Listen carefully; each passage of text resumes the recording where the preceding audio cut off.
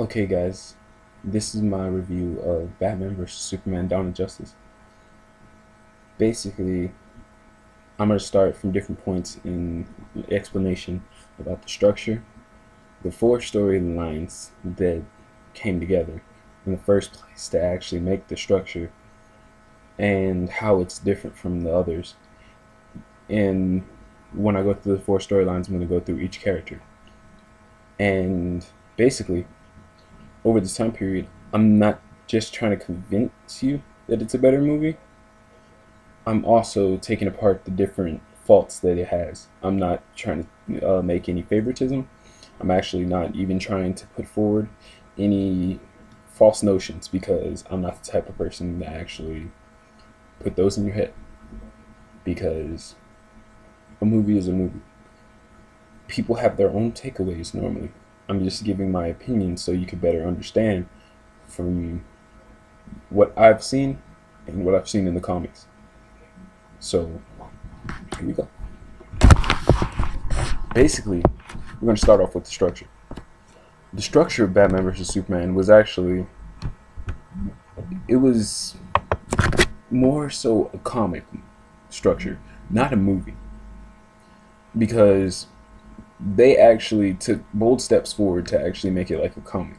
Because if you make it like a movie, it's the same cut and dry stuff. Why try the same cut and dry stuff and get blamed for copycatting when you're something on your own? You're a whole different entity, and you are the entity that made things possible in the first place. Not counting the ones that came before, but they were lower level. But basically, the comic book structure of the movie was basically like the pages of a comic book, and how like different parts where it would be like Batman's story, then it'll switch, and then it'll go to Superman's story, then it'll switch, then it'll go to Wonder Woman's story, and basically then it would tie it all into Lex Luthor. Lex Luthor was a cohesive bond in between all those different parts of the movie, basically bringing it all together. So it didn't have to just be like, oh, one direct line. One direct line is boring. Totally different movie. Totally different characters. These characters are dialogue driven. They're not going to be every second, oh, in the name of freedom, and no, while they're fighting, no. These people are more fight, less talk whenever it comes to fighting, so this will come at a bigger time. They're build-up characters. Not, and only some DC characters are actually like fight and talk just to be able to build story. That only happens with some villains and some characters in the first place. The structure was different from a Marvel movie. You do not compare a Marvel movie to a DC movie because they're two different types of genres, really, to be exact. DC characters are gods in the long run, and then there's humans. And it's more to the factor of, if there was a lot of Thors going around the planet and the universe, and it was like way beyond the fact of everybody feeling weak, and it's basically like you wouldn't understand that if you try to compare it straight directly to Marvel, because Marvel fans will not understand it because they will want comedy and all that different stuff. That don't happen most of the time. Most of Batman's humor comes from being a stale ass, hard ass all the time to everybody. Most of Superman's humor, sometimes it comes from him being an asshole. And it's not like one of those asshole ways that you can catch. But that's just how it happens in the comics. Okay, on to different characters in the movie and their different storylines. I'm going to start with... I'm not going to start with Batman this time. I'm going to make him middle. And then I'm going to spotlight Wonder Woman at the end.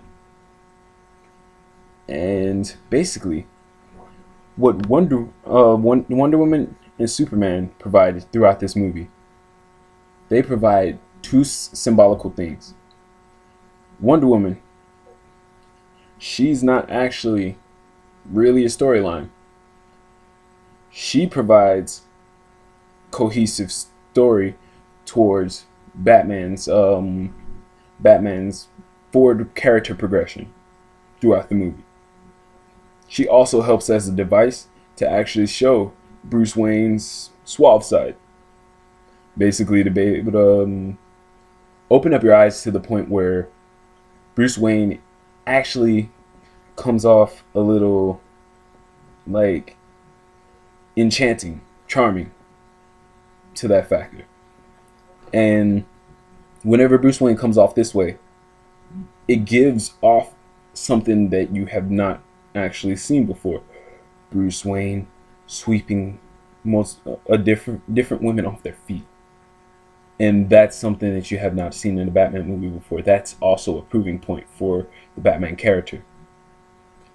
But I'm going to go back to Superman because Superman is going to be the main topic for this section.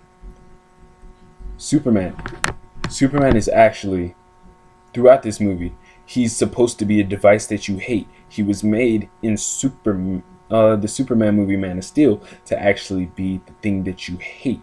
You're supposed to be seething mad at him because he should be doing things a certain way. But guess what? He just started. And then by the time you get to the movie, he's still going through the motions of learning because ain't nobody going to catch it in the run of a year on what they should do. It takes a big series of events, even for a human, to come to terms with, oh yeah, I need to be doing things a little bit better. I could be able to look at it and put my mind forward to it a little bit better. And it's like Superman throughout this movie, Clark Kent, the way he investigates things, it was more Superman-like. Because Superman's like, I don't know if I should save these people. They hate me. And people complain about this comic, but it's the perfect proving point. It's the Justice Superman comic that basically popped up recently where he didn't have his powers, but people were hating on him. They found it as a way, oh yeah, we can do whatever we want to Superman and react any kind of way to Superman. But basically, Superman was like, pretty much, I don't know if I should save these people. I don't know what I should do because they hate me. I don't know if I should step back or what. And pretty much, Superman was giving off that he has the name Superman. He has the power, but he wasn't there yet. Basically, through this movie, Superman had to die to actually prove to these people, without a shadow of a doubt, he is there for them. He had to give his all and give his life. His mother was one of the things that was more of a game changer for his decision on people as a whole. And I'm pretty sure in the future you're going to see him save way more people, like in the sense, because it seemed like Superman was saving Lois all the time and stuff like that. Nah, it's not going to be Lois centric, because Superman's going to be basically getting at it. And he's been working all these months, 18 months. 18 months. He shows some improvement. And throughout this movie, he's doing his best. And people are not understanding. Did you see his sorrow whenever the Capitol building blows up? He was like, I was there, but I couldn't see it. I couldn't do anything about it. He felt utter despair because he was there and he felt like he had no power. It was a humane moment for a god. Could you just picture that moment? Like, in your mind, if you were a superhero, it's like you got all this, you got all this power, and they just take it right away from you and make you feel powerless right in that second. And basically, Lex throughout this whole movie, pretty much a mastermind. The way that this script put Lex Luthor was amazing. The way that Jesse Eisenberg acted as Lex Luthor, I don't know what the hell that was. Good on some parts. Some parts throw me the fuck off. And I apologize for my words, but threw me the fuck off. But yeah, pretty much Lex Luthor. Now, he made me want to kick his ass. And like, it was bad. It was not like bad, but it was like he got seething hate from me. Like, I was just sitting there like, this motherfucker here, this dude right here. It's like, if Lex Luthor and Jesse Eisenberg were the same person for real, you'll see me at the Oscars. Wow, just. But he was a complete mastermind throughout this movie. This outline for Lex Luthor was actually perfect if it was with a different person. If it was with the person that had the corporate mind that Lex Luthor had, and it wasn't fragile, had a little crazy tick, like thing that he always did throughout the movie, it would have been amazing. It would have been the perfect Lex Luthor. They focused more towards the scientific mind and made him it disabled his ability to capture a room from the comics. And his prowess, his push for perfection was in there, but it didn't show through his physically fit nature, because Lex Luthor, for his scale of perfection, he wants to be physically fit. He wants to have the image. He wants to have everything that anybody wants, so he can be able to capture their attention in a room and be able to get his way out of anything that they can do. And it was pretty much my missing moment for that. Like, I was like, damn, Lex got his mom. That was crazy for me. Like, I was like, holy shit, like, you got this dude's mom, her like eyeliner's running, and it's like, she's an old lady. Come on, man. It's like Lex Luthor wouldn't fully directly endanger a person really like that just for Superman. He got his own Messiah complex where he's like, I'm gonna do it myself. I'm gonna take you head on. He only does that to people that are like the same thing as him. Like, that's pretty much how he does it, because his whole plan is, I want to be the savior of this planet. I want to be the savior of the universe.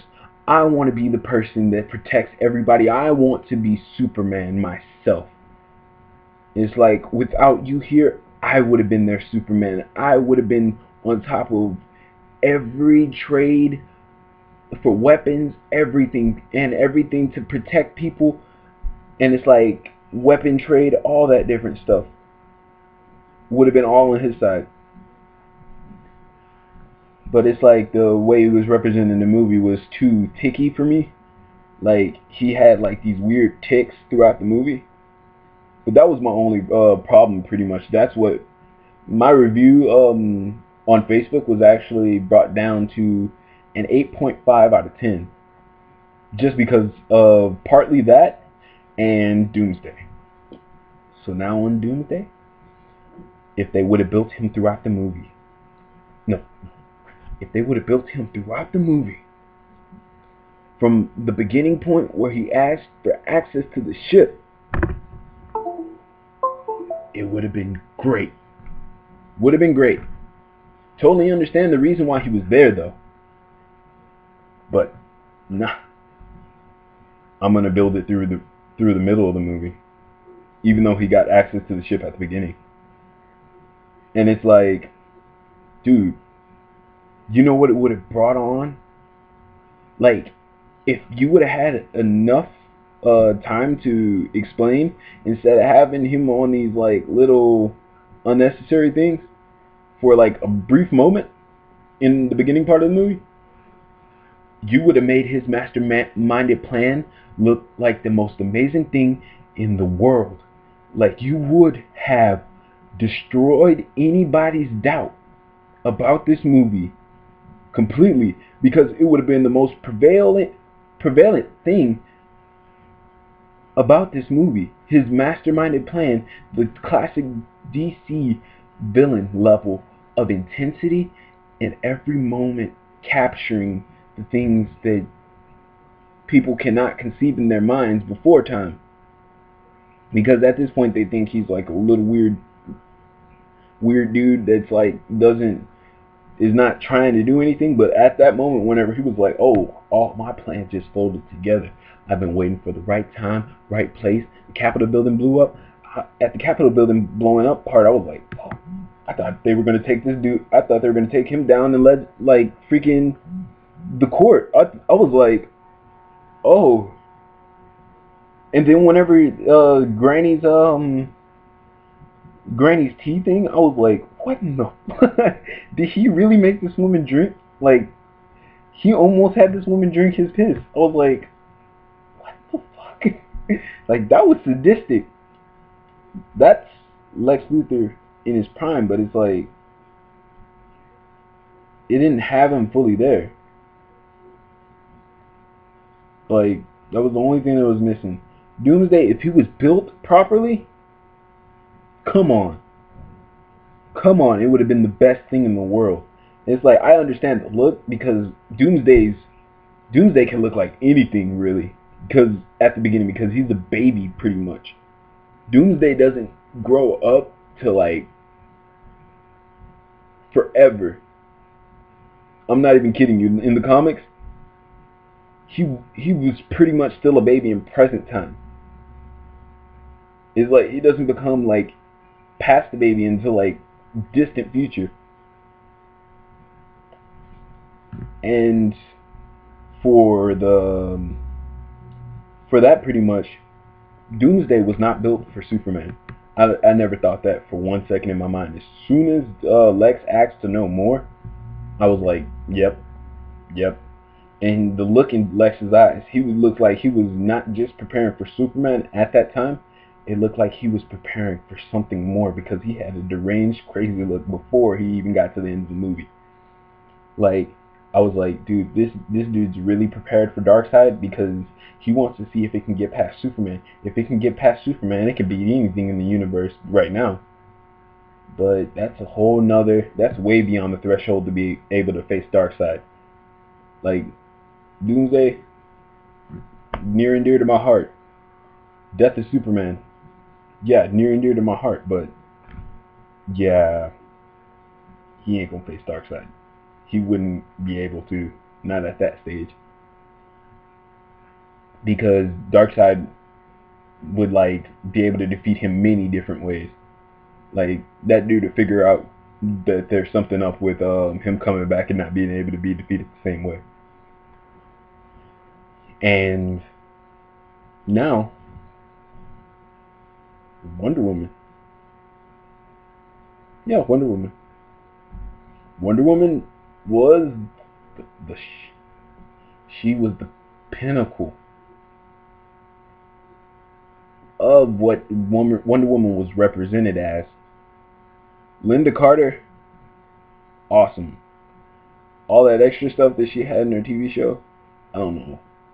That was too many acid trips in the park for hippies back then, but yeah, there was something going on. But basically, Wonder Woman was actually breathtaking in this movie, because she captured the woman side, the strong woman, the one person that can handle herself in a in like a conversation, she can handle herself in an argument, and she can handle herself in a fight. Like throughout that movie, like if that was a chick flick, you'd have that one black lady screaming, "She don't need no man." Nah, basically it was like that. Like it was that good. Like I'm not gonna deny her because of a look or something like that. Because early in the comics, early 2000s, there was actually a comic that actually looked uncanny, just like Gal Gadot or Gal Gadot. Sorry, can't pronounce the name right. But basically, it looked just like her. I don't think that's a coincidence at all. I think that's one of the ideas that they had in their mind earlier on. But at that point, they were just using the model's face that they were inspired by, and I don't know if they even knew in their minds in the future that they would even pick that girl. And it's like she handled her own. It looked like she handled most of the fight while Superman was laying on the ground.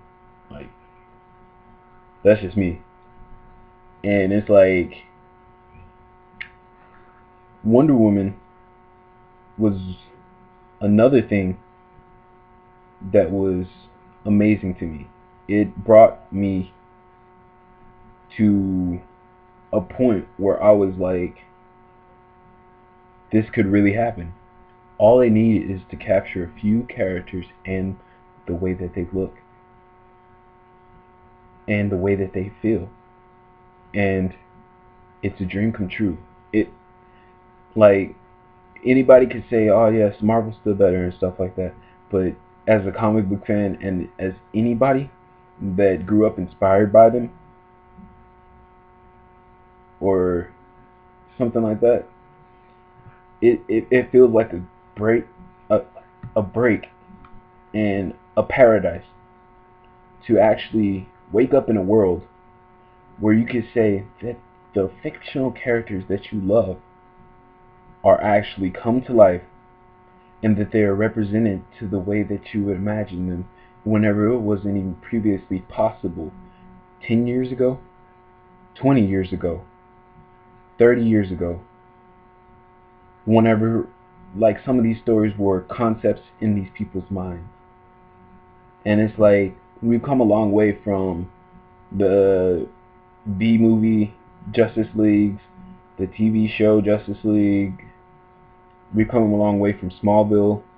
We've come a long way from the original reign of Superman that was had Superman as a bald person, and he was like an all-powerful disembodied being that rained down supreme over Metropolis and was like a villain. Come a long way, and it's a beautiful thing on both sides of the spectrum, either it be blue or red. It's just an endearing moment. Now, speaking of endearing moments, and taking it all the way into the horror section of endearing moments, Batman. If you thought you wanted Christian Bale to be in this movie as Batman and represented as Batman, I'm fine with it.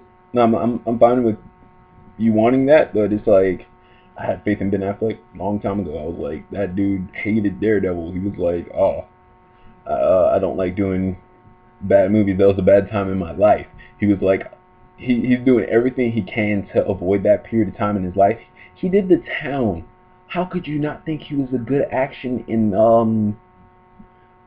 a suspense and thriller type movie star? How did you doubt him in the first place? This man captured Batman because he's a Batman fan. I always speak to my friends about this.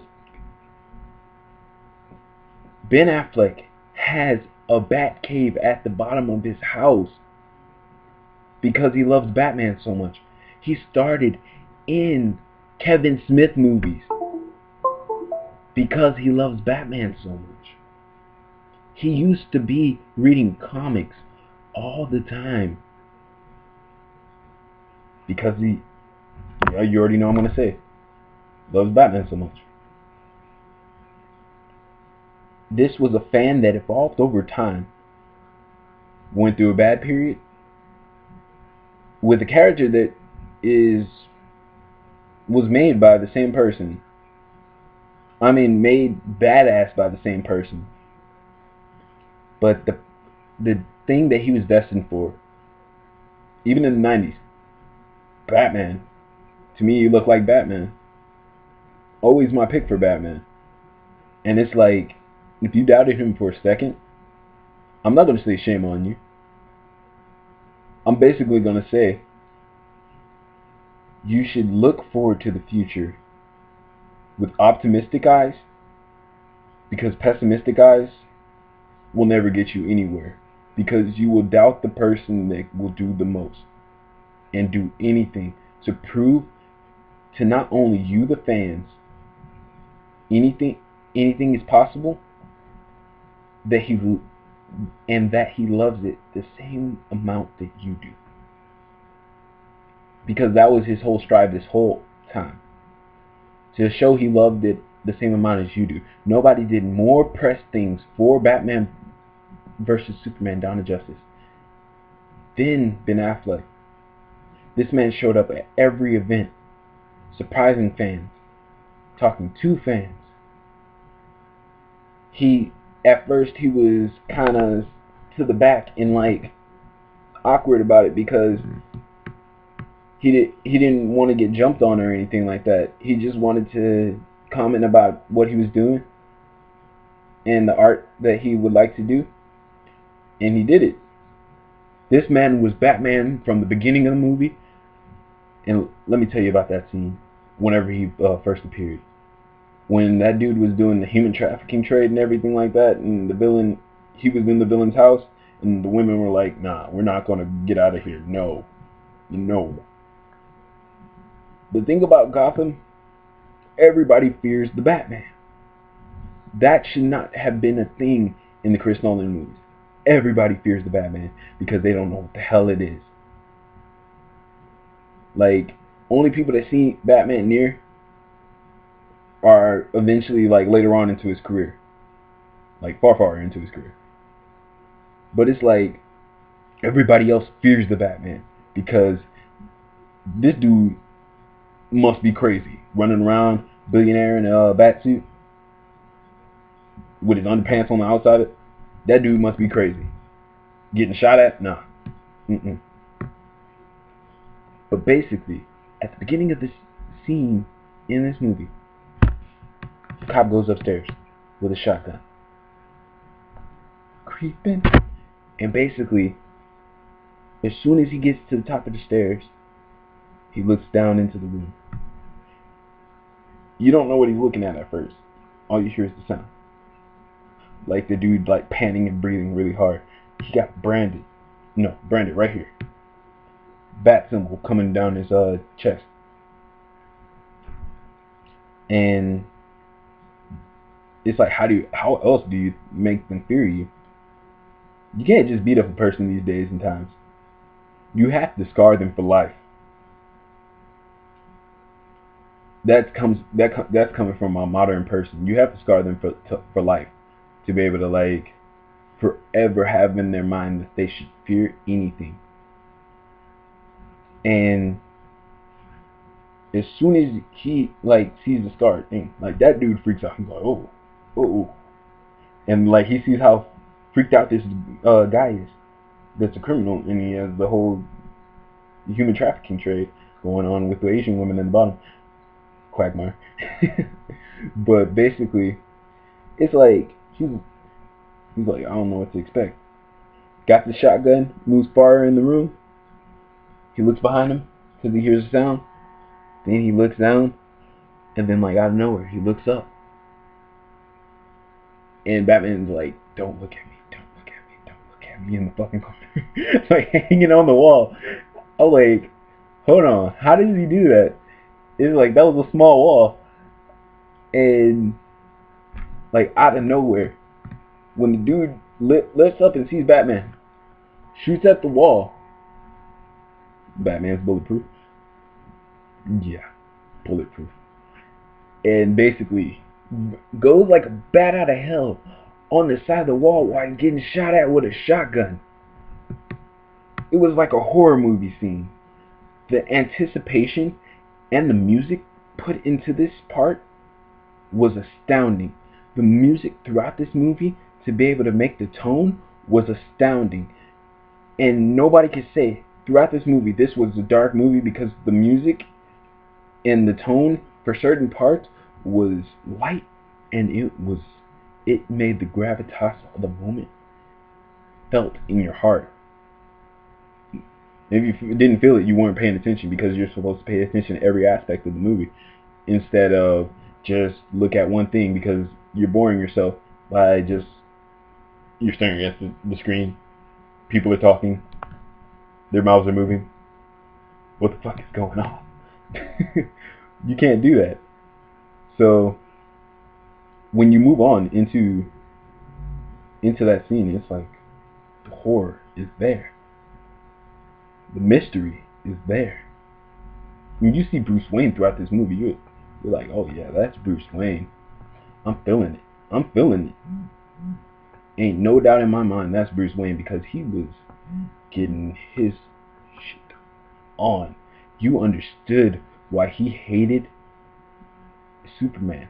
You saw the rage in Bruce Wayne's face when he was alone. You saw the rage in his face when he was Batman. You saw the rage everywhere. He had some, it was like it was John Wick. They shot his dog, they shot his family, they shot his kids, they took his kids, and then and then they went after his whole like separated family. It was something extraordinary. It was like, yeah, I could pretty much tell why this dude has a straight face all the time. And the way that they represented, and the visual effects to actually represent his tie into why he does everything that he does. His parents, Thomas and Martha Wayne, you can't tell me, no, you cannot tell me you didn't believe that the reasons why Batman had. And then when he looked at the Jason Todd suit, you felt it. You felt the heat. You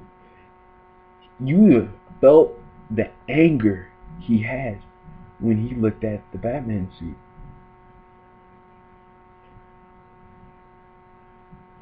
Because you felt how badly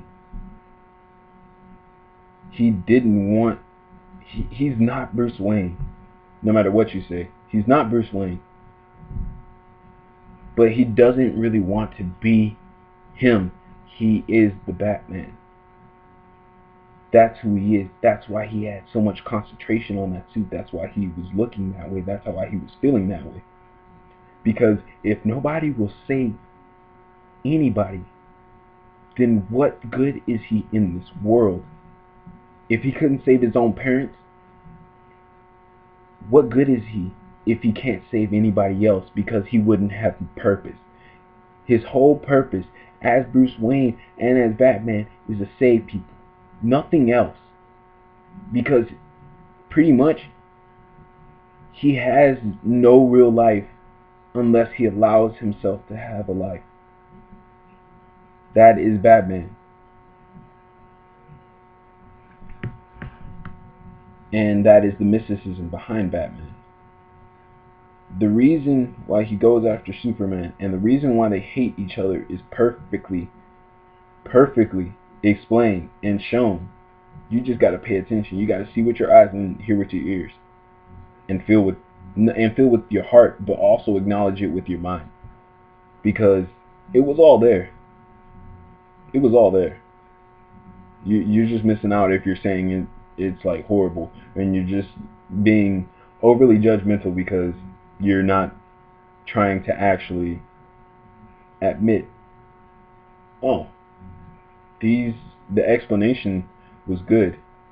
it's cut like a comic book, so yeah, of course it's gonna skip from part to part. It's not gonna. Should not run like a movie because it's like when it runs like a movie. Hell, I'm watching Thor: The Dark World right now. When it runs like a movie, it got way too much action, right?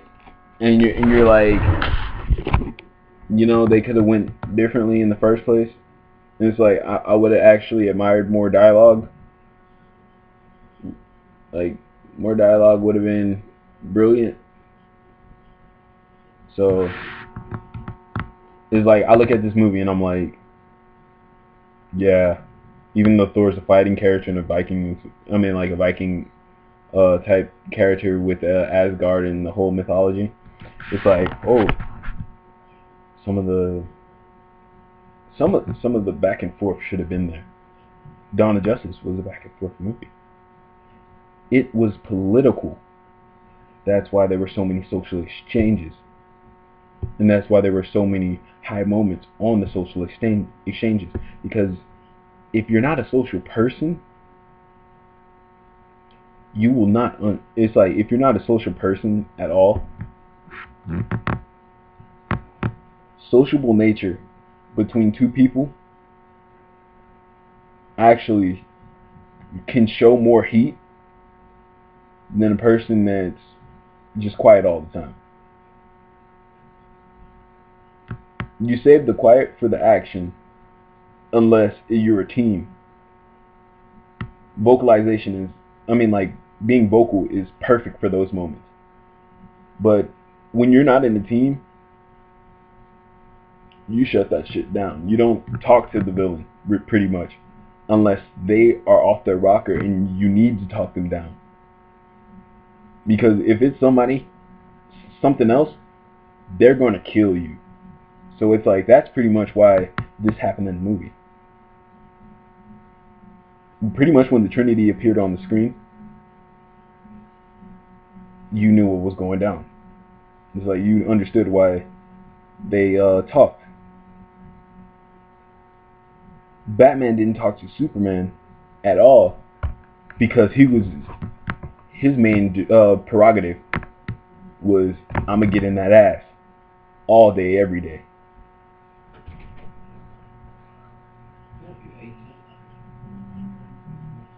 Basically, after that, it's pretty much Batman explaining to him, if I have a person, if I have a purpose as a person, I'm gonna use it no matter what. Because even though you have all the power in the world, you have nothing unless you're human. And unless you connect to that human. Because a human, at their weakest moments, it seems like they give up. But at our strongest moments, we never quit until we prosper. Batman was trying to show Superman that, and he was willing to go to the extreme because, yeah, Batman's crazy, pretty much. That's just a natural fact in life. He was going to kill Superman because it's a natural fact in life. But he had to see that Superman was human to be able to understand him first. That's why that quick moment where he was like, Martha, oh shit, like, yeah, it hit him in the feels because it's like he was going to kill Superman until he found out that he had a mother, and at the same point that her name was Martha. There was something meant to happen at that moment. Even the craziest person in the world would understand that.